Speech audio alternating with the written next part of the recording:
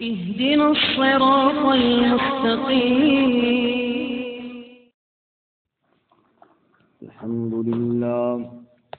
الحمد لله وكفى والصلاة والسلام على خاتم الرسل وسيد الأنبياء وعلى آله وأصحابه الأتقياء.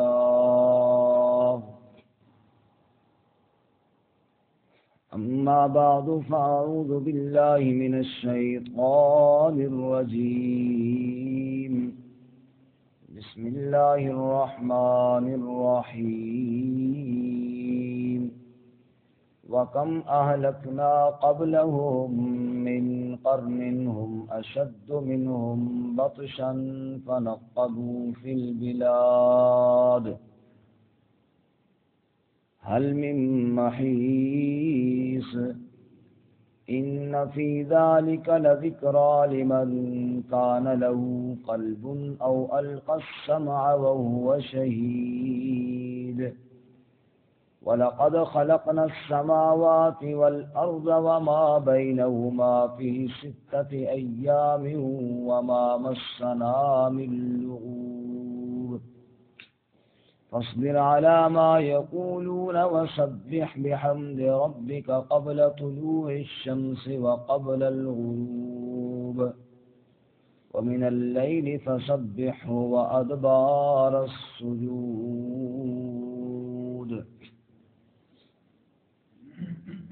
وَكَمْ أَهْلَكْنَا قَبْلَهُمْ مِنْ قَرْنٍ، اور کتنی ہلاک کر دی ہم نے ان سے پہلے قومیں. ہم اشد منہم بطشا، وہ بہت سخت تھے ان سے قوت میں، پکڑ میں. فَنَقَّبُوا فِي الْبِلَادِ، پس وہ کوریدنے لگ گئے شہروں میں. حَلْ مِن مَحِیصٍ، کیا ہے کوئی بھاگنے کی جگہ. ان فی ذلک لذکریٰ لمن کان لہ قلب، بے شک اس میں نصیحت ہے اس شخص کے لیے جس کا دل ہو. او القی السمع، یا جو کان لگائے. وہو شہید، اور وہ حاضر ہونے والا ہو. وَلَقَدْ خَلَقْنَا السَّمَاوَاتِ وَالْأَرْضَ وَمَا بَيْنَهُمَا، اور یقیناً ہم نے پیدا کیا آسمانوں اور زمین کو اور جو ان کے درمیان میں ہے اس کو. فی 6 ایام، 6 دنوں میں. وما مسنا من لغوب، اور ہمیں کوئی تھکاوٹ نہیں لگی. فاصبر علی ما یقولون، پس آپ صبر کیجیے ان باتوں پر جو وہ کہتے ہیں. وسبح بحمد ربک، اور تسبیح بیان کیجیے اپنے رب کی تعریف کے ساتھ.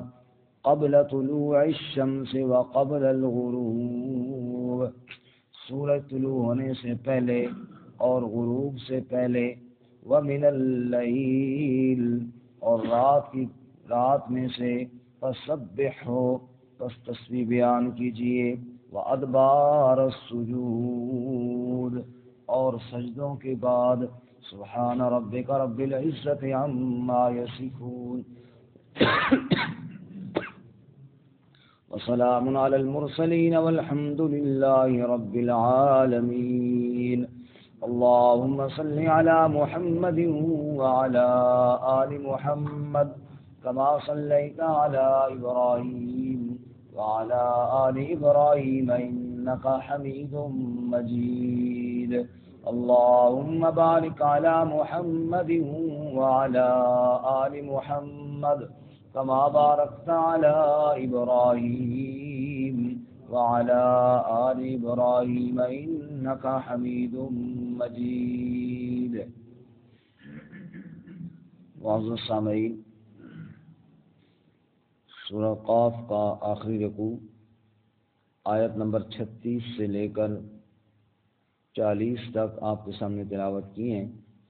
اللہ رب العزت ان کے مطابق صحیح بیان کی توفیق عطا فرمائے اور ہمیں قرآن و سنت پر عمل کرنے کی توفیق عطا فرمائے. اس سے قبل گزشتہ سبق میں آپ حضرات نے سنا کہ اللہ رب العزت نے جہنم کا تذکرہ بھی کیا اور جنت کا ذکر بھی فرمایا۔ فرمایا کہ جہنم سے پوچھا جائے گا تو بھر گئی ہے، اور وہ کہے گی اور بھی ہیں۔ اسی طرح جنت کو پرہیزگاروں کے قریب کیا جائے گا اور بڑی سلامتیوں کے ساتھ ان کو ہمیشہ کے لیے جنت میں داخل کر دیا جائے گا۔ آج کے سبق میں اللہ تعالی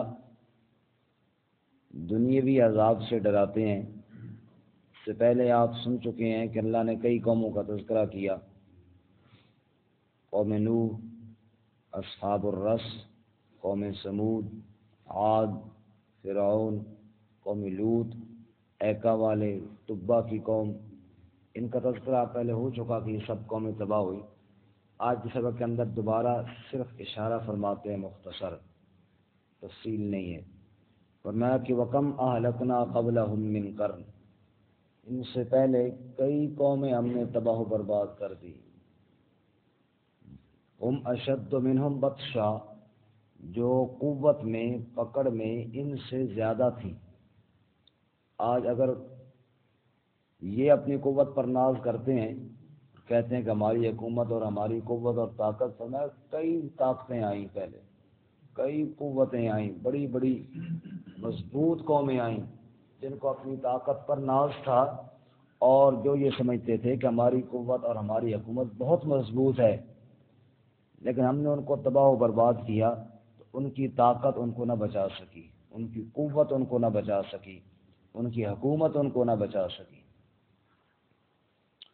فرمایا فنقبوا فی البلاد، وہ زمین کریدنے لگے، کھودنے لگے شہروں میں، حل من محیص، کیا کوئی چھٹکارے کی جگہ ہے، کیا کوئی بھاگنے کا راستہ ہے۔ جیسے انسان مثلا ایک جگہ پہ گھر جاتا ہے نا، تو وہ پھر ہاتھ پاؤں مارتا ہے، راستہ تو کوئی نہیں ہوتا، لیکن یہ انسان کی فطرت ہے کہ آخری دم تک وہ کوشش ضرور کرتا ہے میں بھاگوں، کہیں سے نکلوں۔ فرمایا وہ کریدتے رہے، ہاتھ پاؤں مارتے رہے کہ کوئی راستہ نکل بن جائے ہمارے بھاگنے کا، لیکن جب اللہ کی پکڑ آ جاتی ہے پھر راستہ کوئی نہیں ملتا، پھر وہ ایسا پھنس جاتا ہے کہ جہاں سے نکلنے کا راستہ کوئی نہیں ملتا اور نہ کوئی بھاگ سکتا ہے۔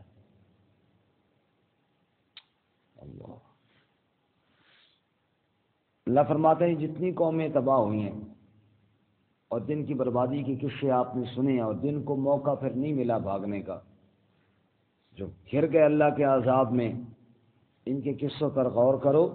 ان فی ذلک لذکریٰ لمن کان لہ قلب، ان تمام واقعات میں نصیحت ہے اس شخص کے لیے، لمن کان لہ قلب، جس کا دل ہو۔ ایک بعض لوگوں کا دل پتھر بن چکا ہوتا ہے نا، ان کے لیے بھی پھر کوئی ایسا نہیں ہوتا، گویا کہ پتھر کا ٹکڑا ہے ان کے اندر۔ اللہ تعالیٰ فرماتے ہیں ثم قست قلوبکم من بعد ذلک فہی کالحجارۃ او اشد قسوہ، سورۃ البقرہ میں پہلے اس بارے میں فرماتے ہیں کہ بعض لوگوں کے دل پتھر کی طرح ہے، فرمایا او اشد قسوہ، پتھر سے بھی کہیں زیادہ سخت ہے۔ کیوں؟ وَإِنَّ مِنَ الْحِجَارَةِ لَمَا يَتَفَجَّرُ مِنْهُ الْأَنْهَارُ وَإِنَّ مِنْهَا لَمَا يَشَّقَّقُ فَيَخْرُجُ مِنْهُ الْمَاءُ وَإِنَّ مِنْهَا لَمَا يَهْبِطُ مِنْ خَشْيَةِ اللَّهِ۔ پتھروں کی تین قسمیں فرماتے ہیں، بعض سے نہریں جاری ہوتی ہیں، بعض میں سے کچھ تھوڑا پانی نکلتا ہے، بعض اللہ کے خوف سے گر جاتے ہیں، تو ان کے دل تو پتھروں سے بھی سخت ہوئی ہیں، جن کے اندر نہ اللہ کا کبھی ڈر آیا، نہ کبھی خوف کا کوئی آنسو کا ایک قطرہ نکلا، اور نہ کبھی اللہ کے سامنے سجدہ ریز ہوئے۔ فرماتے ہیں کہ دل جس کے اندر ہو وہ تو یہ واقعات سن کر عبرت حاصل کرتا ہے، اور پتھروں سے بھی زیادہ سخت ٹکڑے جن کے اندر فٹ ہوئی ہوں ان کو کوئی پرواہ نہیں ہوتی۔ تو اللہ تعالیٰ نے دل کی سختی سے محفوظ فرمائے۔ وَإِنَّ فِي ذَلِكَ لَذِكْرَىٰ لِمَنْ کَانَ لَهُ قَلْبٌ، ان واقعات میں عبرت ہے اس شخص کے لیے جس کے لیے دل ہو۔ رسول اللہ صلی اللہ علیہ وسلم کی دعا، یا مقلب القلوب ثبت قلبی علی دینک، یا مصرف القلوب صرف قلبی علی طاعتک، یا قوی القادر المقتدر قوّنی وقوّ قلبی۔ اے دلوں کو الٹ پلٹ کرنے والے، دلوں پہ قبضہ کس کا ہے؟ اللہ تعالیٰ کا۔ اے دلوں کو الٹ پلٹ کرنے والے، یا مقلب القلوب ثبت قلبی علی دینک، میرے دل کو اپنے دین کے اوپر ثابت قدم رکھ۔ یا مصرف القلوب، اے دلوں کو پھیرنے والے، صرف قلبی علی طاعتک، میرے دل کو اپنی اطاعت اور فرما برداری پر پھیر کر لیا۔ یا قوی القادر المقتدر قوی وقوی قلبی، اے قدرت والے اللہ مجھے بھی اپنے دین پر قوت عطا فرما اور میرے دل کو بھی اس پر مضبوطی عطا فرما۔ اور جب بندہ استقامت دکھاتا ہے نا پھر ربط قلوب حاصل ہو جاتا ہے، دل پکا ہو جاتا ہے ایمان پر۔ یہ فرماتے ہیں ان فی ذالک لذکری لمن کان لہ قلب، فرمایا اس بندے کے لیے نصیحت ہے جس کا دل ہو، او القى السماع، یا جو کان لگا کے بات کو سنے، جو سننے کے لیے تیار نہ ہو نصیحت کہاں سے حاصل کرے گا؟ جس کے پاس کتاب الہی کو سننے کا ٹائم نہیں ہے وہ عمل کہاں سے کرے گا اور اس پہ عبرت کہاں سے حاصل کرے گا؟ او القى السماع، کان لگا کے سنے، وہو شہید، اور وہ حاضر ہونے والا ہو، دل و دماغ سے حاضر ہو کر پوری توجہ کے ساتھ جو رب کے کلام کو سنے گا پھر دل حاضر رکھ کر دھیان کرے گا، اس کے لیے قرآن کے بیان کردہ واقعات میں بے شمار عبرتیں موجود ہیں۔ لیکن جو حاضر ہی نہ ہو، جو بات کو سنے ہی نہیں، جس کے اندر دل نہیں پتھر ہو، اس کے لیے کوئی فائدہ نہیں۔ وَلَقَدْ خَلَقْنَا السَّمَاوَاتِ وَالْأَرْضَ وَمَا بَيْنَهُمَا، تم کہتے ہو نا اللہ کیسے دوبارہ پیدا کرے گا؟ اللہ فرماتے ہیں سنو، ہم نے آسمانوں کو پیدا کیا، ہم نے زمین کو پیدا کیا، وما بینہما، ان کے درمیان میں جو مخلوقات ہے ہم نے ان کو پیدا کیا۔